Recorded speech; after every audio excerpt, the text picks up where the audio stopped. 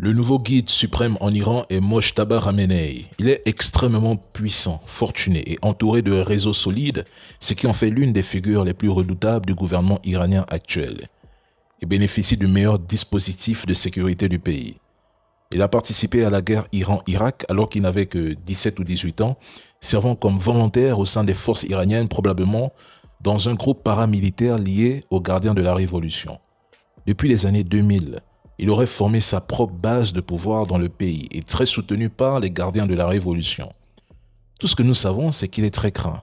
À l'étranger, il est perçu comme extrêmement dangereux. Les États-Unis l'ont personnellement sanctionné dès 2019, le qualifiant de pilier de la ligne dure anti-occidentale. Il apparaît encore plus radical que son père sur le plan anti-américain et anti-entité. Éliminer Mojtaba Khamenei sera très difficile et probablement plus compliqué que pour son père. C'est un homme très discret. Il n'y a pas de localisation fiable publique depuis des jours. Il n'apparaît pas en public, pas de discours filmé récent. Il n'y a absolument rien sur lui. Mojtaba est passé en mode fantôme dans cette guerre d'agression. Je pense que son accession au pouvoir pourrait rendre toute négociation nucléaire ou autre encore plus difficile. Il prend le contrôle d'une armée iranienne actuellement en guerre et d'un stock d'uranium hautement enrichi qui pourrait être utilisé pour construire une arme nucléaire s'il choisit de le décréter. Il en a les pleins pouvoirs. Concernant les dépôts de carburant brûlés par l'entité à Téhéran, nous apprenons désormais que les États-Unis se disent consternés par les frappes israéliennes contre les installations de carburant en Iran. Washington craint que des attaques visant des infrastructures utilisées par les Iraniens ne se retournent stratégiquement contre eux en mobilisant davantage la société iranienne derrière le gouvernement et en provoquant une flambée des prix du pétrole. Pourtant, des responsables israéliens avaient prévenu l'armée américaine avant ces frappes. La situation reste donc ambiguë entre coordination militaire et inquiétude sur les conséquences stratégiques. De son côté, l'Iran a averti que si les attaques contre les infrastructures pétrolières iraniennes se poursuivent, Téhéran pourrait répondre par des frappes similaires à travers toute la région. L'Iran n'avait jusqu'à présent pas ciblé les infrastructures énergétiques régionales, mais a mis en garde. Si cela devait arriver, le prix du pétrole pourrait grimper jusqu'à 200 $ le baril. Le président du Parlement iranien, l'un des plus hauts responsables du gouvernement, a lui aussi averti que si ces attaques continuaient, l'Iran riposterait sans délai. Un 7e soldat ou militaire américain est annoncé mort dans la guerre contre l'Iran. Mais pourquoi un seul décès est-il communiqué presque chaque jour? Est-ce vraiment le chiffre exact?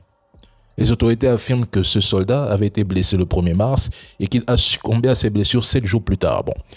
Si plus de 200 militaires américains ont été blessés entre le 28 février et le 7 mars dans des conditions similaires, on peut se demander si les annonces de décès ne seront pas révélées progressivement au fil des jours. L'Iran a annoncé qu'il va élargir sa liste de cibles après les frappes menées dans la nuit par les États-Unis et l'entité contre des dépôts pétroliers. Téhéran ne se limiterait plus uniquement à des objectifs militaires et va désormais viser actifs économiques et intérêts stratégiques américains dans toute la région. Les attaques sur des infrastructures dans le Golfe menacent l'approvisionnement en eau et énergie. Pendant que certains voient des dépôts exploser, nous constatons les conséquences de l'agression contre l'Iran. Le conflit perturbe déjà le trafic maritime, fait flamber les prix du pétrole. Ces prix foncent vers le seuil des 100 $ le baril. La guerre en Iran étend les dégâts économiques bien au-delà des marchés du pétrole et du gaz. Le coût de l'expédition de marchandises par avion de l'Asie vers l'Europe a augmenté de 45% depuis le début de la guerre. Ils ne vous le disent pas assez. Mais la guerre frappe les économies d'Europe et d'Asie plus durement et plus rapidement qu'elle ne frappe les États-Unis. L'Europe et l'Asie dépendent fortement des importations d'énergie, ce qui les rend plus vulnérables aux retombées macroéconomiques négatives de la guerre en Iran. Selon Marine Traffic, le trafic pétrolier à travers le détroit a diminué de 90% par rapport au niveau d'avant-guerre. Mais Trump ne fera pas capituler l'Iran. Aucune série de bombardements ne renversera ce gouvernement. Le Conseil national du renseignement américain affirme qu'une attaque militaire massive des États-Unis comme celle promise par Donald Trump ne changerait rien et ne renverserait pas le gouvernement iranien.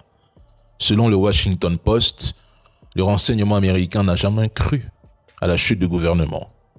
Une semaine avant le déclenchement de la guerre d'agression, Ils ont soumis ce rapport à la Maison-Blanche, qui n'a jamais répondu et a quand même engagé la guerre. Le renseignement précise que le système politique iranien est conçu pour survivre, même après la mort du guide suprême. Des protocoles de succession existaient déjà avant Khamenei et les institutions religieuses et militaires étaient prêtes à prendre le relais. En d'autres termes, tout était anticipé. Ils ont écarté la piste de l'opposition car ils jugent que l'opposition iranienne est fragmentée, sans structure organisée ni appareil militaire et les forces de sécurité contrôlent fermement le pays. Ainsi, même si le gouvernement s'affaiblit, aucune alternative n'est prête à gouverner. En résumé, d'un côté, vous avez Trump qui exige la capitulation et un nouveau leader choisi par lui. De l'autre, son propre renseignement affirme que le gouvernement iranien survivra à ces frappes et résistera. Je pense que l'administration américaine cherchera à transformer cette défaite en un récit de victoire sans mettre en danger les élections de mi-mandat parce que cette guerre est un échec politique flagrant. Les stocks de munitions permettront de réduire l'intensité des combats d'ici 3 à 4 semaines. L'entité dispose déjà de réserves limitées, la guerre reste dépourvue d'objectifs stratégiques et l'échec de renversement du gouvernement semble inévitable. Ils cachent les dégâts et les pertes. Et vous pensez qu'ils sont en train de gagner contre l'Iran? Les États-Unis se préparent à déployer un 3e porte-avions au Moyen-Orient face à l'Iran, selon Fox News. Cela laisse penser que l'opération Epic Fury ne se déroule pas comme prévu. Le porte-avions USS Abraham Lincoln opère déjà à plusieurs centaines de kilomètres des côtes iraniennes, principalement dans la mer d'Arabie au large d'Oman. Les autres groupes aéronavals devraient adopter la même posture. Ces bâtiments embarquent surtout des F-18, dont le rayon d'action d'environ 700 km limite l'emploi à des frappes à longue portée avec des missiles JASM. Or, les stocks de missiles JASM sont estimés entre 3000 et 4000 unités, ce qui pourrait être consommé en une dizaine de jours au rythme actuel des frappes. La production annuelle des missiles JASM reste limitée autour de 1000 à 2000 missiles avec plusieurs goulets d'étranglement industriel. Dans le même temps, la situation énergétique complique la donne. Shutdown partiel du GNL qatari, attaques iraniennes contre des tankers et raffineries, perturbation du trafic maritime dans le Golfe. Tout cela exerce une pression énorme sur l'administration Trump. Cette guerre a des conséquences. Hausse du prix du carburant, inflation énergétique et impact économique sur les alliés américains. Pour Washington, le scénario devient particulièrement difficile. Et dans le Caucase, l'Azerbaïdjan et l'Arménie redoutent une régionalisation du conflit. Mais si Bakou s'aventurait à entrer dans la confrontation alors qu'il a souvent affiché son soutien à l'entité contre l'Iran, je crains la catastrophe sur son propre secteur énergétique.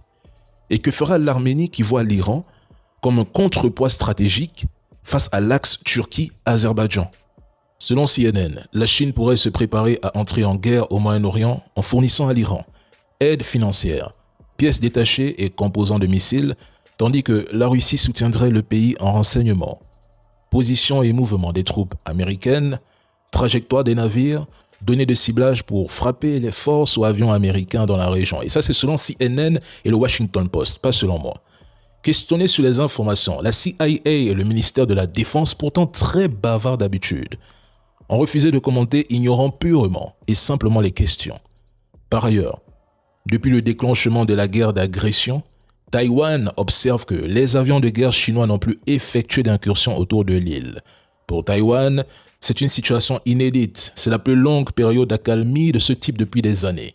Cela laisse penser à un réajustement stratégique de Pékin en direction de l'Iran.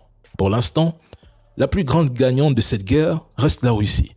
Le Trésor américain vient d'autoriser formellement les raffineries indiennes à acheter du pétrole russe pendant 30 jours avec l'aval de l'OFAC.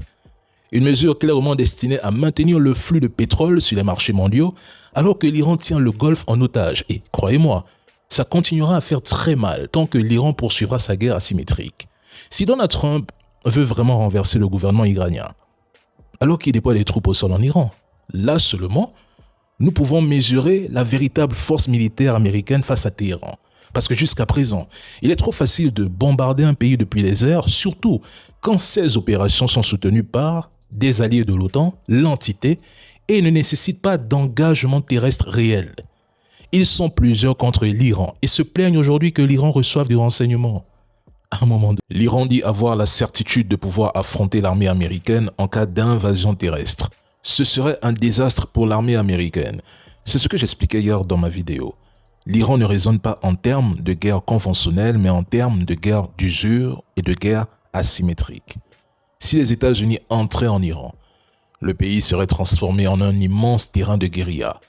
L'objectif serait simple: infliger des pertes constantes à l'occupant et rendre toute occupation politiquement impossible pour Washington.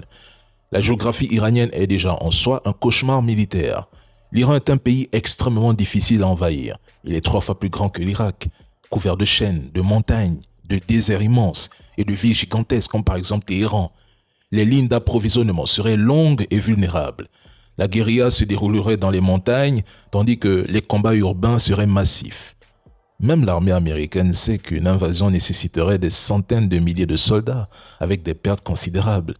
C'est aussi pour cela que Donald Trump préfère envoyer des groupes armés faire ce sale boulot. Depuis la Révolution, la doctrine iranienne est simple. Si une superpuissance envahit, elle doit saigner pendant des années. L'objectif de l'Iran n'est pas de gagner rapidement la guerre. L'Iran veut rendre la guerre interminable. Et pourtant, l'Iran vous a prévenu.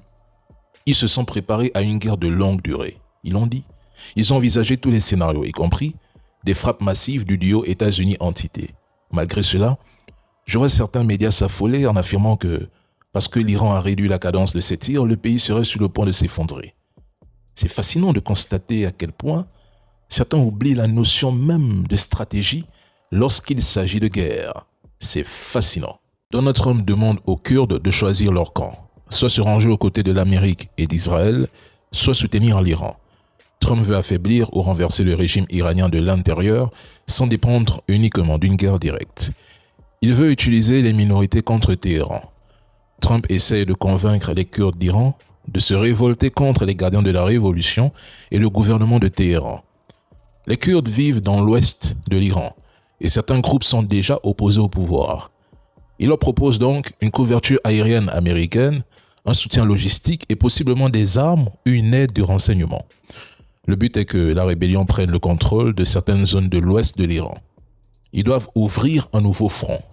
Et si les Kurdes se soulèvent, l'armée iranienne devra se battre sur plusieurs fronts et cela affaiblira le régime. C'est une stratégie classique, créer une insurrection interne pendant une guerre. Il veut que les Kurdes deviennent les forces terrestres contre l'Iran, car l'objectif final, c'est soit de renverser le régime iranien ou éliminer ses dirigeants et installer un pouvoir plus favorable aux États-Unis. Et il y a des personnes qui cautionnent ce genre de plan. Ce monde est incroyable. Vous soutenez les terreaux, les rébellions fabriquées par l'Occident et les invasions chez les autres, mais quand cela arrive chez vous, vous vous mettez à crier à l'invasion et à demander aux gens de dénoncer.